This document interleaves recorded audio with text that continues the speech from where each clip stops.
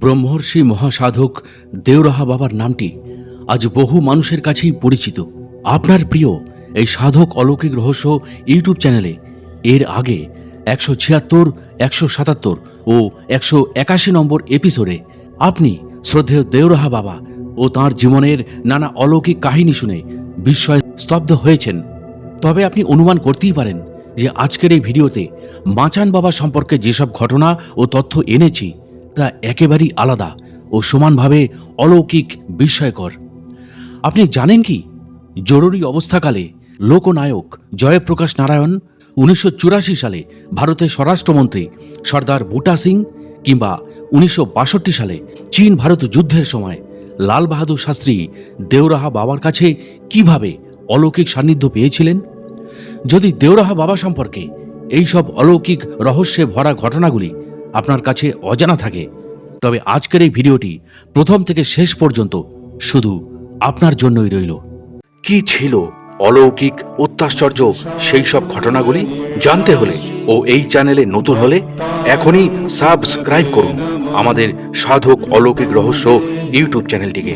আর এখন দেখছেন সাধক অলৌকিক রহস্য, বাংলা ভাষায় সাধক জীবনের অলৌকিক ঘটনায় সাজানো অডিও ও ভিডিও লাইব্রেরি। আসুন প্রিয় দর্শক ও শ্রোতা, তাহলে এবার শুরু করা যাক। যুগে যুগে ভারতে বহু যোগী মনীষী আবির্ভূত হয়েছেন। তাদের মধ্যে এমনই এক যোগী হলেন ব্রহ্মর্ষি দেওরাহা বাবা। যোগীবরের তপস্বিদ্ধ দীর্ঘ কলেবর, মাথায় লম্বা জটাজাল নেমে এসছে দুই পাশের কাঁধ বেয়ে, আজানুলম্বিত বাহু, তীক্ষ্ণ অন্তর্ভেদে দৃষ্টি দুটি চোখে। তার সারা শরীরে সবসময় এক হালকা জ্যোতির প্রভা বিচ্ছুরিত হতো। যে সময়ের কথা বলা হচ্ছে সেই সময় ভারতের রাজনৈতিক পরিমণ্ডলে চলছিল এক বিশাল অস্থিরতা।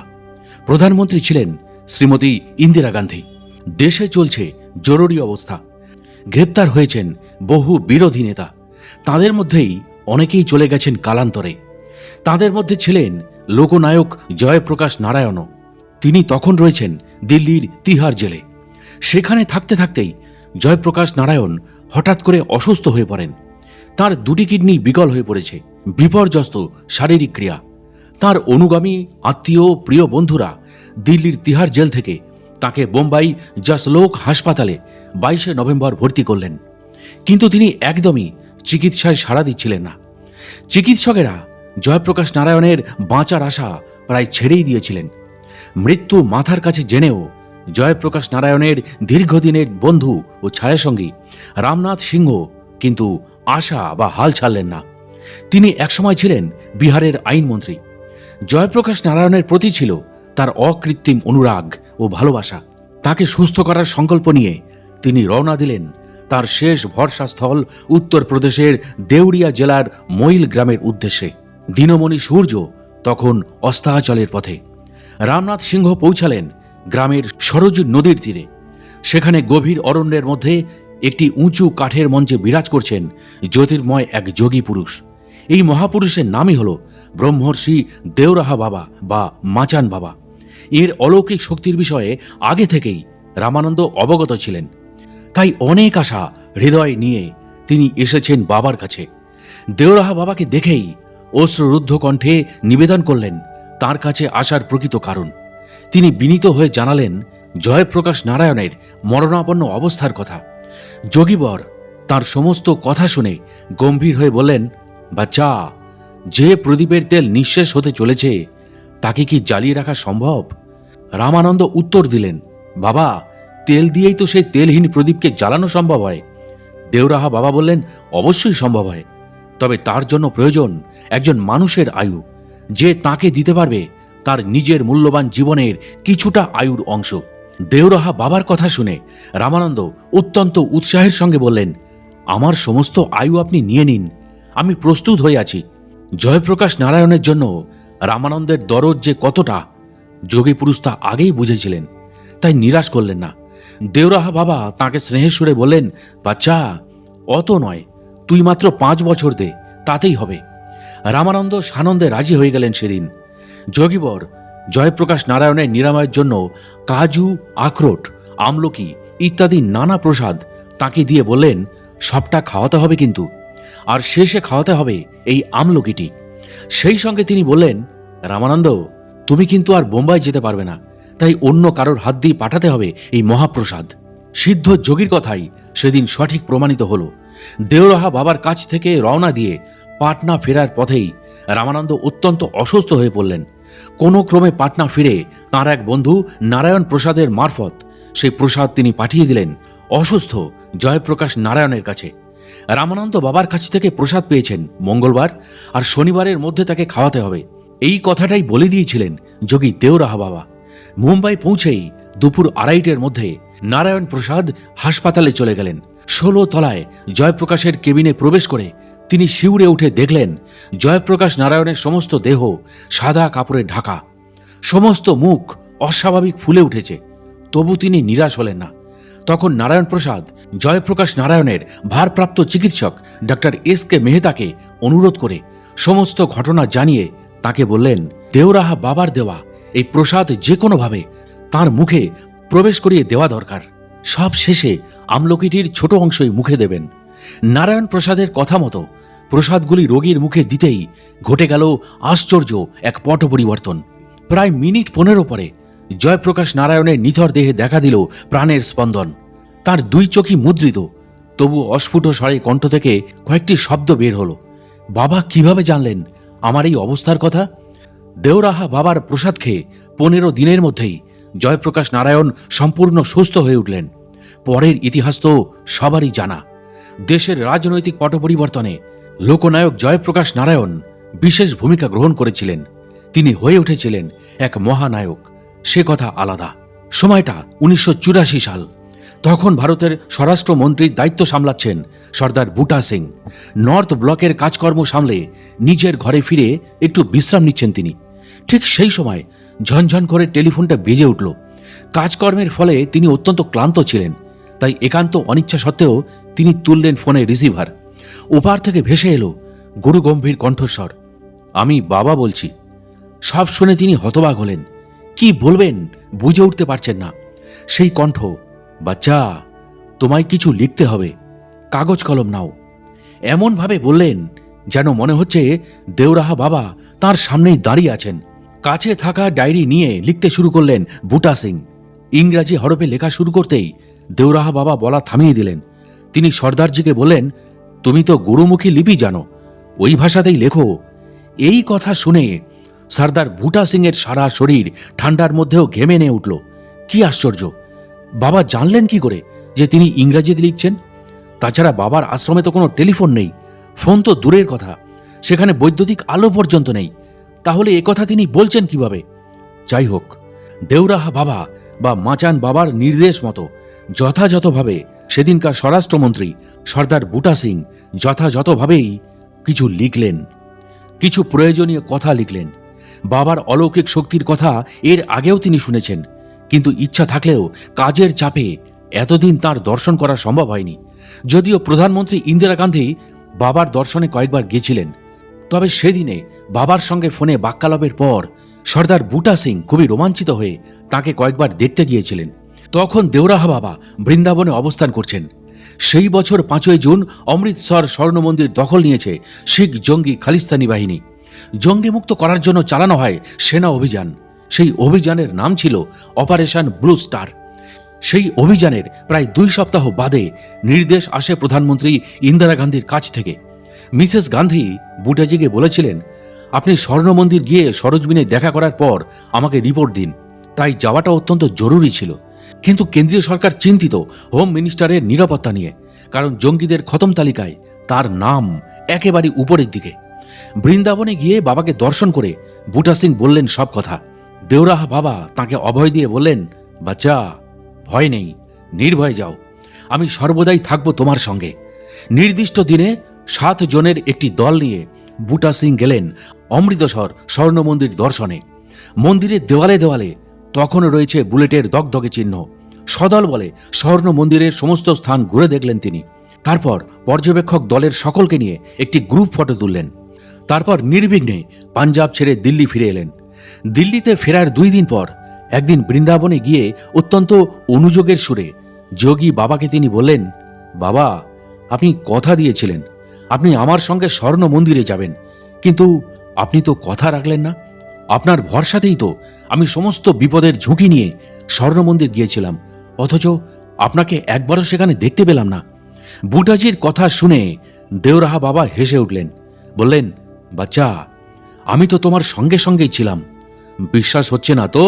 ঠিক আছে, মন্দিরে তোলা সব ছবি তুমি ভালো করে একবার দেখো তো, তখনই প্রমাণ পাবে যে আমি সর্বদাই তোমার সঙ্গেই ছিলাম। এই কথায় বুটাজির বিস্ময় আরও বেড়ে গেল। তিনি মনে মনে ভাবতে লাগলেন, বাবা তো কখনো অসত্য কথা বলেন না। তাই তিনি দেওরাহা বাবার আশীর্বাদ মাথায় নিয়ে তাড়াতাড়ি সেদিন দিল্লি ফিরে গেলেন। তাড়াতাড়ি তলব করলেন স্বর্ণ মন্দিরে তোলা সমস্ত ছবিগুলিকে।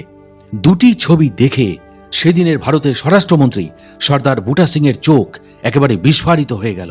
অকাল তখ্তের ভিতরের একটি ছবি, যেখানে 7 জনের নয় 8 জনের ছবি, অথচ তারা তো 7 জনই ছিলেন। সেই 8 জনের ছবিতে একজনকে দেখে হতবাক হয়ে গেলেন তিনি। সাদা কাপড়ে শরীর আবৃত একজন বৃদ্ধ, মুখ ভর্তি তার সাদা দাড়ি, অসাধারণ দৃপ্তময়।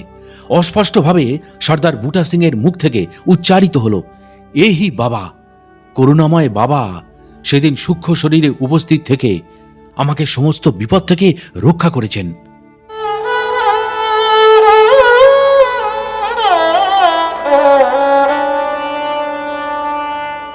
সেদিন মথুরায় ছিল দুর্যোগের ঘনঘটা। বৃষ্টি পড়া থামতেই চায় না। এদিকে সন্ধ্যা গড়িয়ে গেছে, তবুও বৃষ্টি থামার লক্ষণই নেই। বৃষ্টির মধ্যেই কলকাতা থেকে তুফান এক্সপ্রেসে 2 ঘন্টার দেরিতে মথুরায় এসে পৌঁছেছেন এক ভক্ত, নাম সরস্বতী দেবী। তিনি এর আগে বহুবার বৃন্দাবনে এলেও সেই প্রথম গুরু দর্শনের জন্য একাকী এসছেন। মথুরা এসে পৌঁছালেও বৃষ্টির জন্য বৃন্দাবনে যাওয়ার কোনো সুযোগই তিনি পাচ্ছেন না। মথুরা থেকে বৃন্দাবনের দূরত্ব মোটামুটিভাবে 10 কিলোমিটার। সেই মুহূর্তে রাস্তায় কোনো গাড়ি ঘোড়া নেই, তেমনি তিনি ছাড়া আর কোনো যাত্রীও নেই স্টেশনে। সন্ধ্যা গড়িয়ে রাত্রি নেমেছে বলেই আরও বেশি করে চিন্তায় পড়লেন সরস্বতী দেবী। প্রতীক্ষালয়ে একা বসে তাই গুরুদেবের নাম স্মরণ করে চলছেন। ঠিক তখনই দেখা গেল এক শ্যামবর্ণ কিশোরকে তাঁর দিকে আসতে। কি সুন্দর মুখশ্রী!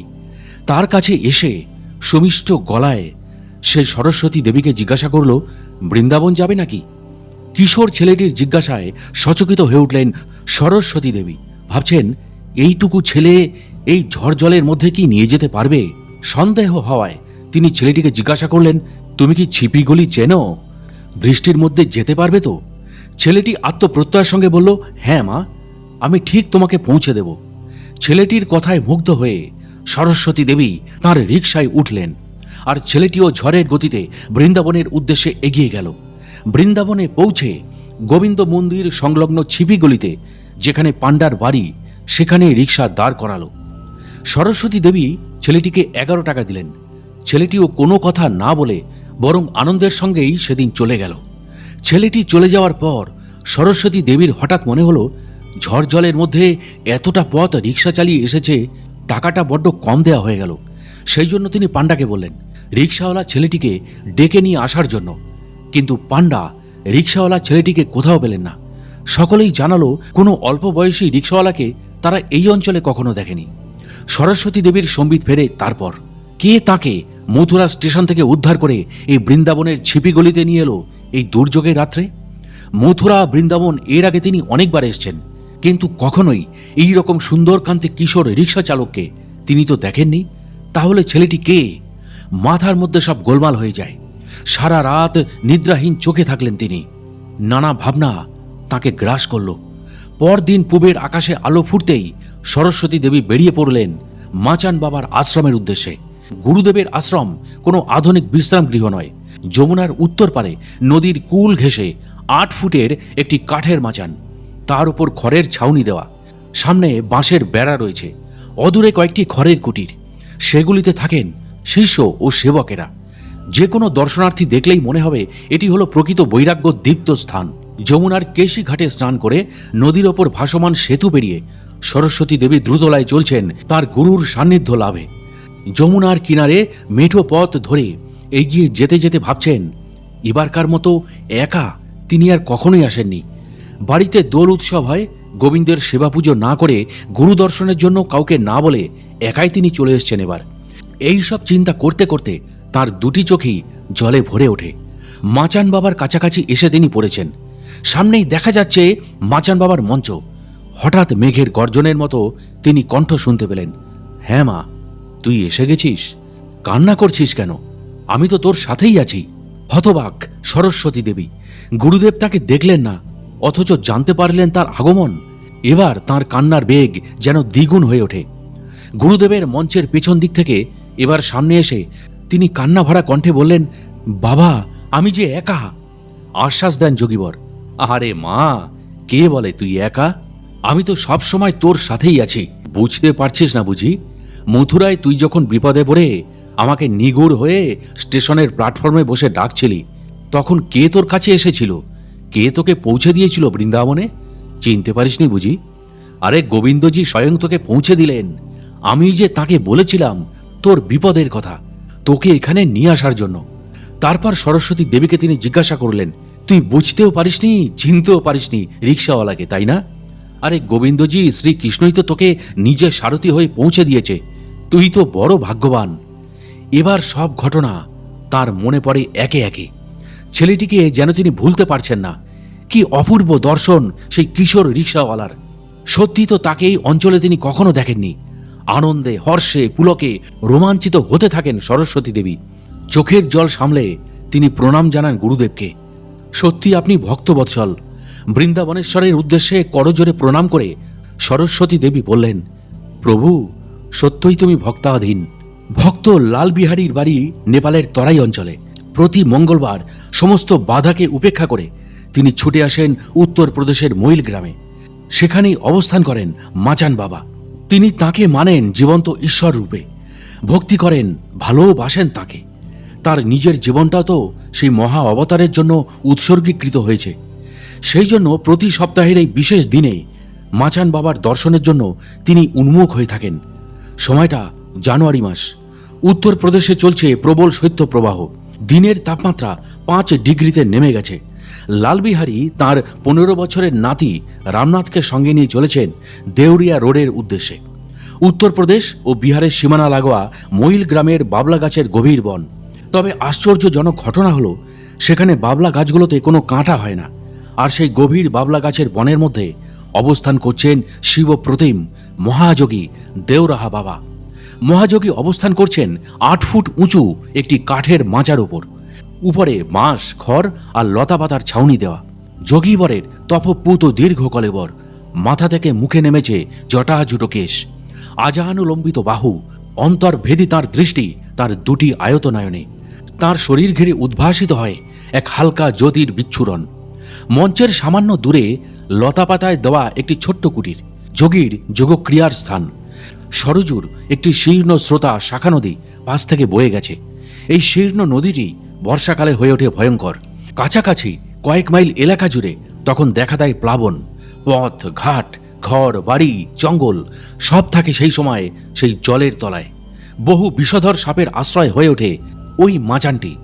যোগীবর সাক্ষাৎ মহেশ্বরের মতোই অহিভূষণ হয়ে নির্বিকারভাবে কাটান তাদের সকলের সঙ্গে। ওই দৃশ্যের অভিজ্ঞতার শরিক হয়েছিল লালবিহারী বেশ কয়েকবার। ভক্তের সঙ্গে রামনাথকে দেখে মুখমণ্ডলে ফুটে ওঠে প্রসন্নতার হাসি যোগীবর দেউরাহা বাবার। বাবা তাদের প্রচুর ফল প্রসাদ দিয়ে বলেন, বাচ্চা লালবিহারী, তোমরা প্রসাদ খেয়ে সরজুর জল পান করে বেড়ার ধারে বসে থাকবে। তোদের যেতে আজ অনেক দেরি হবে। তিনি কিন্তু সেদিন তাকে রাতে থাকার কথা বললেন না। আগে কিন্তু অনেকবারই রাতে থাকার অভিজ্ঞতা এর আগে সেখানে তার হয়েছে। দেউরাহা বাবা বললেন, কিছুক্ষণের মধ্যেই আসছে আমার হিমালয়বাসী কিছু শিষ্য। কিছুক্ষণের মধ্যেই দূর থেকে লালবিহারী শুনতে পেল সমবেত কণ্ঠে জয়ধ্বনি, সদ্গুরু কি জয়, ভগবান কি জয়। তাঁরা পৌঁছালে দেখা গেল দীর্ঘদেহী জটাজুটোধারী আরও কয়েকজন পুরুষ বাবার সামনে এসে দাঁড়ালেন। সারা শরীরে তাদের তপস্যার দীপ্তি। বাবাকে সাষ্টাঙ্গে প্রণাম করে তারা বসলেন পদ্মাসনে। যোগীবর তাদের জিজ্ঞাসা করলেন, আর সব কোথায় বাচ্চা? প্রণাম করে একজন উত্তর দিলেন, গুরুদেব, ওরা জলপথে আসছেন। ঠিক আছে, এই বলে যোগীবর উদাসী হয়ে উন্মুক্ত আকাশের দিকে তাকিয়ে থাকলেন। কয়েক মিনিটের নীরবতা। তারপরেই সরজু নদী থেকে ভেসে এলো আরও কয়েকজনের কণ্ঠস্বর। ধীরে ধীরে তাদের কথা স্পষ্ট হলো। বোঝা গেল তাঁরা সব বাবার নামে জয়ধ্বনি দিতে দিতে আসছেন। সদ্গুরু ভগবান কি জয়। বাবার কাছে উপস্থিত হলেন জটাজুটোধারী দিব্য আভাযুক্ত দিগম্বর 4 সন্ত। মাচানের কাছে এসে তারাও সবাই বাবাকে প্রণাম নিবেদন করলেন। মাচায় বসে থাকা যোগীবর দেওরাহা বাবা উপস্থিত সকল দিগম্বর সাধুদের উদ্দেশ্যে বললেন, তোমরা অনেক পথ অতিক্রম করে এসছো, তোমরা নিশ্চয়ই ক্ষুধা তৃষ্ণায় ক্লান্ত। তোমরা তোমাদের নিজ নিজ পছন্দ মতো খাদ্যবস্তু আমার কাছে প্রার্থনা করো। সাধু সন্তরা নিজেদের ইচ্ছা অনুযায়ী যোগীবরের কাছে ফল প্রার্থনা করতেই মাচা থেকে তাদের ইচ্ছা অনুযায়ী ফলগুলি নিক্ষেপ করতে লাগলেন যোগীবর দেওরাহা বাবা। রামনাথের মনে হলো অনেকদিন আমলিচু কিছু খাওয়া হয়নি, তাই সেগুলি বাবার কাছে প্রার্থনা করলেন। সঙ্গে সঙ্গে যোগীবর দেওরাহা বাবা ভক্তের মনোবাঞ্ছা পূরণের জন্য শীতেও সুমিষ্ট আম, লিচু, কলা মাচা থেকে ছুড়লেন তার দিকে। ফলগুলি হাতে পেয়ে আশ্চর্য হয়ে গেলেন তিনি। আম, লিচু কখনো কোনোভাবেই পাওয়া সম্ভব নয় এই দুর্গম স্থানে। বুঝতে পারলেন যোগীবরের পক্ষে অসম্ভব বলে কিছুই নেই, তাই দুহাত ভরে ফল নিয়ে মাথায় ঠেকিয়ে অমৃততুল্য প্রসাদ খেতে শুরু করলেন তারা। এরপর যোগীবর দেওরাহা বাবা লালবিহারীকে বললেন, অন্ধকার হওয়ার আগেই নাতিকে নিয়ে এখান থেকে বাড়ির পথে এগিয়ে যাও। স্টেশন তো এখান থেকে 9 কিলোমিটার, পুরোটাই হেঁটে যেতে হবে। তোমরা যাত্রা শুরু করলে হিমালয়বাসীদের হট যোগক্রিয়া শুরু হবে। তোমার নাতি আবার এসব দেখলে ঘাবড়ে যেতে পারে।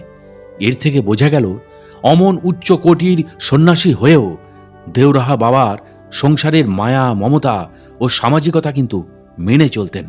দেওরাহা বাবার জীবনের সবচেয়ে রহস্যময় দিক হল তার সুদীর্ঘ আয়ু এবং অপ্রকাশিত পূর্বাশ্রমের বিভিন্ন অধ্যায়। কবে তিনি এই ধরাধামে আবির্ভূত হয়েছিলেন তার সঠিক তথ্য আজও অজানা। তিনি ভারতের প্রায় বিরল শ্রেষ্ঠ ব্রাহ্মণ বংশ পঙ্ক্তি পাবন ব্রাহ্মণ কুলে শৈশব থেকে প্রতিপালিত হন। পতিত পাবন ব্রাহ্মণ কুল আজও সনাতন বৈদিক ধারার প্রকৃত ধারক ও বাহক। দেওরাহা বাবার গোত্র ছিল ভরদ্বাজ।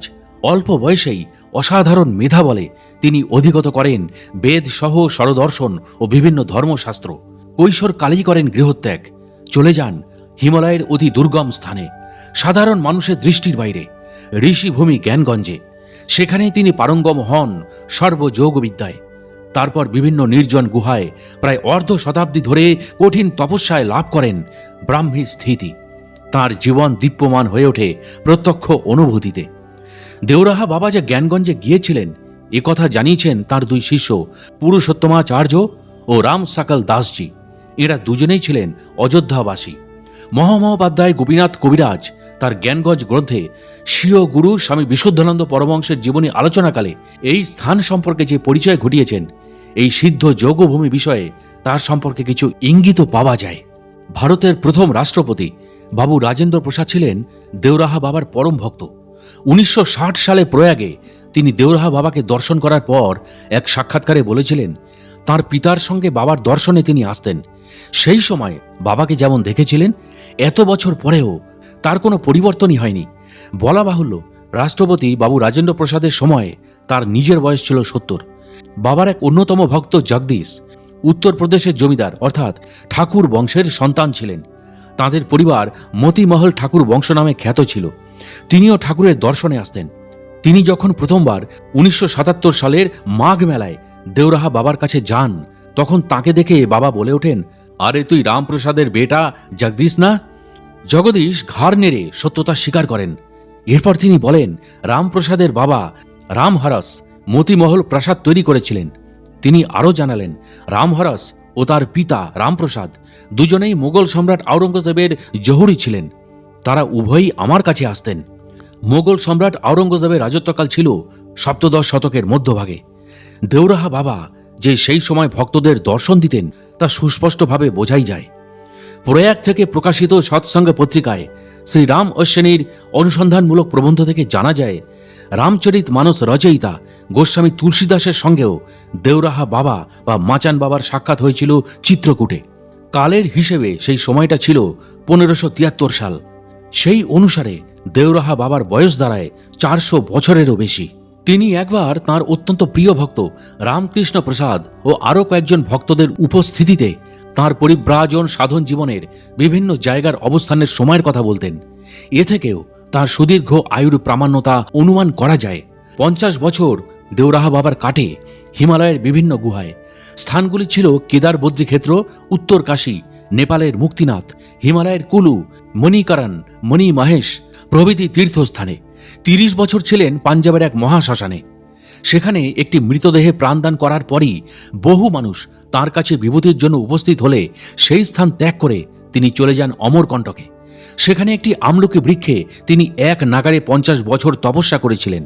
150 বছর অতিবাহিত করেন দাক্ষিণাত্যের অহোবিলাম, নেল্লুর, কর্নুল, আরকাট জেলা, তাঞ্জোর, সালেম, মালাবার অঞ্চল এবং কৃষ্ণা গোদাবরী নদীর তীরে। বহুদিন ছিলেন বিন্ধ্য পর্বতের গুহায় ও রাঁচির বনাঞ্চলে। বাংলা, আসাম সহ উত্তর পূর্বাঞ্চলের বহু স্থান তার পবিত্র চরণে ধন্য হয়েছে।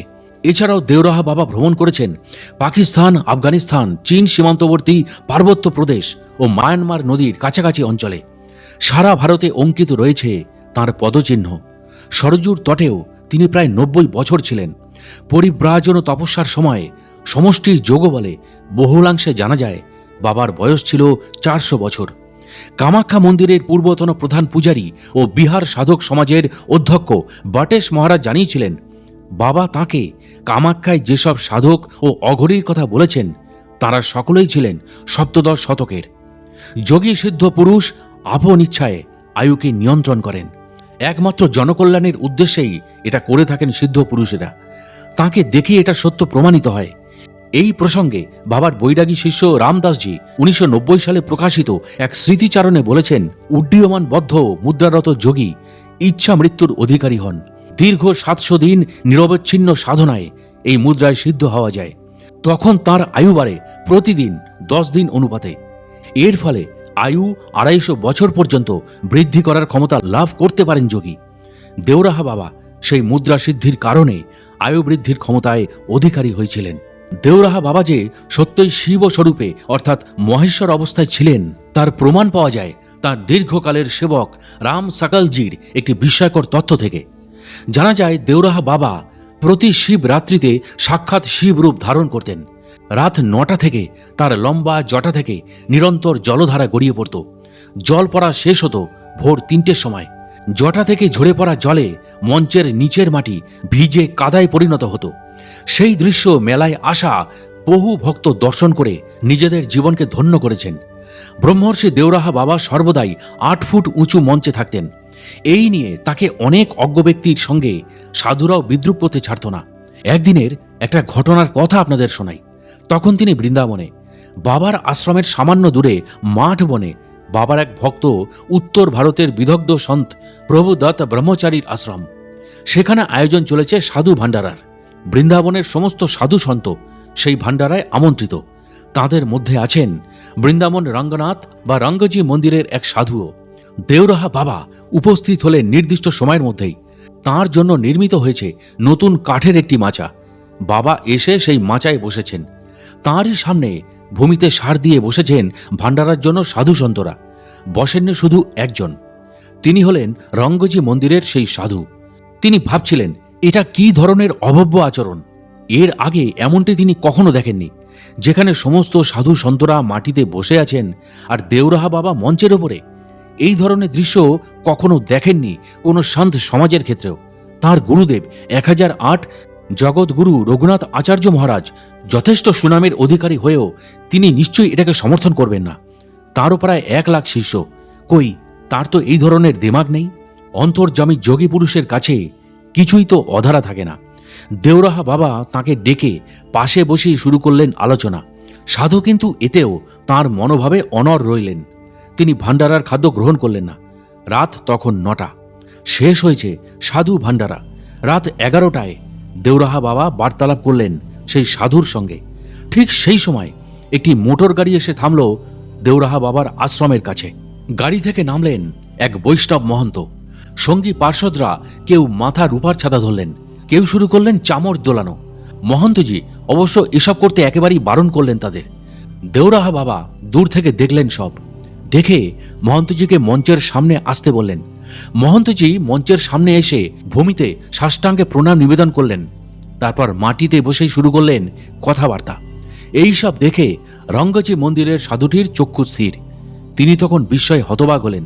তাঁরই পূজ্য গুরুদেব রঘুনাথ আচার্য মাটিতে বসে অন্তরে শ্রদ্ধা ভক্তি উজাড় করে পান করছেন দেওরাহা বাবার উপদেশ। ভুল ভাঙে তাঁর, হৃদয় তাঁর দগ্ধ হতে থাকে অনুশোচনায়। প্রকৃতপক্ষে বহু মানুষ জানেন না, পাতঞ্জল যোগসিদ্ধ পুরুষ অন্যান্য সাধু সন্তদের মতো পাকা ঘরবাড়ি কিংবা আশ্রমে থাকেন না, থাকতে হয় একা, অনিকেত অবস্থায় নির্জনে। তাকে থাকতে হয় গিরিকন্দরে, বৃক্ষ শাখায়, নয়তো উঁচু কাঠের মঞ্চে। বাবা নিজেই দিয়েছেন মঞ্চবাসের উত্তর। পাতঞ্জল যোগে স্পর্শাপর্শের বিচার আছে, তাই যোগীকে পৃথিবী ও আকাশের মধ্যবর্তী স্থানে থাকতে হয়। আমি পাতঞ্জল যোগী, এই বিধান তো আমাকেও মানতে হয়। বাবার মতে অন্য দুটি কারণ হল ভূ অভিকর্ষকে অর্থাৎ মধ্যাকর্ষণকে প্রতিহত করা, যা যোগীর কুণ্ডলিনী শক্তির ঊর্ধ্বগতিকে বাধা দেয়। দ্বিতীয়ত, উড্ডীয়মান বন্ধ মুদ্রাধারী যোগীর শরীর থেকে যে তেজ বা জ্যোতি বিকিরণ হয়, তাতে শরীরের দিব্য দ্যুতি 10 গুণ বেড়ে যায়, যা সাধারণ মানুষের পক্ষে সহ্য করা সম্ভব নয়। সেই জন্য তিনি ভক্তদের কাছে ডেকে আশীর্বাদ দিতেন, তার আগে তার শরীরে তাপ বিকিরণ কমিয়ে নিতেন। দেওরাহা বাবার সেবক রাম সকলজি বলেছিলেন, বাবার শরীরের এই তাপ বিকিরণ কমানোর জন্য তাকে আমলকি ও লেবুর রস মাখানো হতো। এই রকম দিব্য জ্যোতি আনন্দময়ী মায়েরও ছিল। ব্রহ্মর্ষি মহাযোগী দেওরাহা বাবা তার শিষ্যদের যোগের লক্ষণ সম্পর্কে বলতেন, যোগীর শরীর হবে কৃশ, মুখে থাকবে প্রসন্নতা, ব্যক্ত হবে নাদ স্ফুরণ, চোখ হবে স্বচ্ছ, দেহ থাকবে রোগহীন, থাকবে নারীর বিশুদ্ধতা, বিকশিত হবে 6টি লক্ষণ: উৎসাহ, ধৈর্য, সাহস, তত্ত্বজ্ঞান, নিশ্চয় বুদ্ধি ও জনসঙ্গকে এড়িয়ে চলা। প্রকৃত সিদ্ধ যোগীরা লোকসঙ্গকে এড়িয়ে চলেন, লোকালয়ে আসেন একমাত্র ঐশ্বরিক প্রেরণায়। বাবার ক্ষেত্রেও তাই। তার কথায়, লোকালয়ে কোনো প্রয়োজন নেই আমার, কিন্তু লোককল্যাণে ও জনজীবনে উপদেশ দিতে তাকে আসতেই হয়েছে জনজীবনের মাঝে। যোগীর এটাও তো একটা ধর্ম। আশ্রম রচনা বা মঞ্চাসীন হওয়া এই ভাবনাকে কেন্দ্র করেই। জানা যায়, বিন্ধ্যাচল বিন্দুবাসিনী মাকে দর্শনকালে তিনি দেবীর আদেশ প্রাপ্ত হন, কলিতে লুপ্ত প্রায় যোগক্রিয়া স্বমহিমায় প্রতিষ্ঠা করতে হবে তাকে। সেই অনুসারে গঠন করতে হবে উপযুক্ত শিষ্যধারা। সেই সূত্রে অনুভূতি ও দেবী যোগমায়ের ইচ্ছাকে বাস্তবায়িত করতে 1907 থেকে 1908 সালের মধ্যে মাচান বাবা উপস্থিত হন উত্তরপ্রদেশের লার জেলার 9 মাইল পশ্চিমে মইল গ্রামের প্রান্তসীমায়। নারিয়া গ্রামের সীমান্ত লাগোয়া স্থানে বেছে নিলেন একটি নির্জন বাবলা বন। সেইখানেই অবস্থান করতে লাগলেন মঞ্চাসীন হয়ে। বাবলা গাছে সাধারণত কাঁটায় পরিপূর্ণ থাকে, কিন্তু দেওরাহা বাবার আশ্রমের চারপাশের বাবলা গাছগুলিতে আশ্চর্যজনকভাবে একটি কাঁটাও ছিল না। শোনা যায়, বাবার আদেশেই বাবলা গাছগুলি কাঁটা ত্যাগ করে।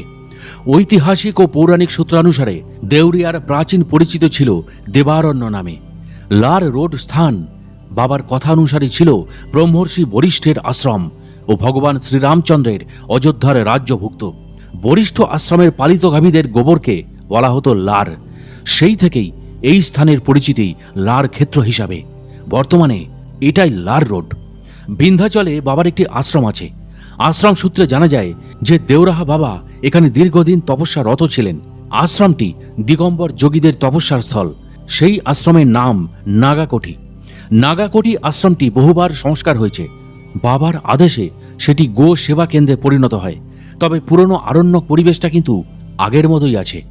প্রতি বছর দেওরাহা বাবা পর্যায়ক্রমে অবস্থান করতেন কাশী, প্রয়াগ, বৃন্দাবন, দেরাদুন ও ঋষিকেশে। প্রয়াগে যেতেন মাঘ মেলা ও কুম্ভ মেলা উপলক্ষে।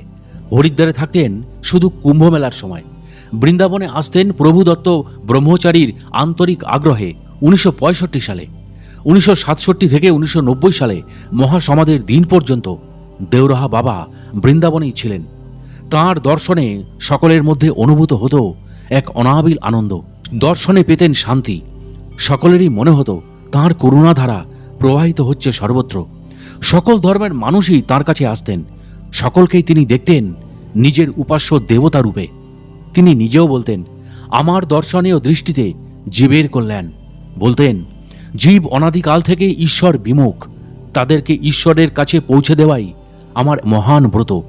তিনি সাধু সন্তদের সম্মান করতেন মেরি পেয়ারি আত্মা বলে। মানুষ ছাড়াও সমানভাবে তার কৃপাবাড়ি বর্ষিত হয়েছে পশু, পাখি, কীট পতঙ্গ, সরীসৃপ, বৃক্ষলতা থেকে জলচর প্রাণী পর্যন্ত। ঋষিকেশে থাকার সময় বন্য হাতির দল তার দর্শনে আসত সকাল বিকেল। দেরাদুনের জঙ্গলে বাঘ, ভাল্লুক, চিতাবাঘ প্রভৃতি হিংস্র জন্তুরা তার কাছে পোষ্য প্রাণীর মতো আচরণ করত। তাদেরকে তিনি নিজ ভক্ত বলতেন। প্রেমও ভরে তিনি তাদেরকে ফল বাতাসাও দিতেন। তারাও তৃপ্তি ভরে খেত।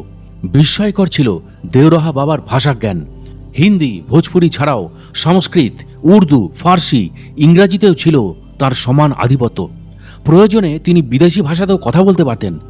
1990 সালের মার্চ মাসে সোভিয়েত ইউনিয়নের রাষ্ট্রপতির গর্বাচেভের দূতের সঙ্গে তিনি রুশ ভাষায় অনর্গল কথা বলেছিলেন। দেওরাহা বাবার ভক্তের সংখ্যা তাঁর শরীরাবস্থায় পৌঁছে গিয়েছিল কয়েক কোটিতে। ভারতের রাষ্ট্রপতি, রাষ্ট্রপ্রধানরা বিভিন্ন সময় তাঁর কৃপা প্রার্থী হয়েছিলেন। ভারতের রাষ্ট্রপতি doctor Rajendra Prasad, doctor Zakir Hussain, B D Jatti, doctor Shankar Dayal Sharma, জ্ঞানী জৈল সিং ছিলেন দেওরাহা বাবার পরম ভক্ত। দেওরাহা বাবা পোরবন্দরে থাকার সময় মহাত্মা গান্ধীও প্রথম দর্শন করেন তাকে। প্রধানমন্ত্রী জওহরলাল নেহরু, লাল বাহাদুর শাস্ত্রী, ইন্দিরা গান্ধী, রাজীব গান্ধী, অটল বিহারী বাজপেয়ী সকলেই বাবার পুণ্য দর্শনে শান্তি লাভ করেছিলেন। চীন যখন ভারতবর্ষ আক্রমণ করে 1962 সালে এবং পাঞ্জাব ও কাশ্মীরের সীমান্তে পাকিস্তান সেনা মোতায়েন করা শুরু করে, তখন লাল বাহাদুর শাস্ত্রী দেওরাহা বাবার কাছে এসেছিলেন দেশের সংকট মোচনের জন্য। বলা বাহুল্য, তারপরেই চীন নেভা থেকে অর্থাৎ অরুণাচল প্রদেশ থেকে কোনো এক রহস্যময় অজ্ঞাত কারণে ফিরে যায়। প্রিয় দর্শক ও শ্রোতা, আজকের এই কাহিনীটি আপনাদের কাছে কেমন লাগলো তা অবশ্যই আমাকে কমেন্ট ও লাইক দিয়ে জানাবেন। এবং এই ধরনের কাহিনী নিয়মিত যদি পেতে চান তবে অবশ্যই আমাদের সাধক অলৌকিক রহস্য ইউটিউব চ্যানেলটি একটুও মনে দ্বিধা না রেখে বা সময় নষ্ট না করে এখনই সাবস্ক্রাইব করে ফেলুন এবং পাশের বেল আইকনটিও অল করে দিতে ভুলবেন না। তাহলে আজকের মতো বিদায় নিচ্ছি। খুব শীঘ্রই ফিরে আসছি কোনো মহাত্মা যোগী পুরুষের অলৌকিক জীবন কথাকে নিয়ে।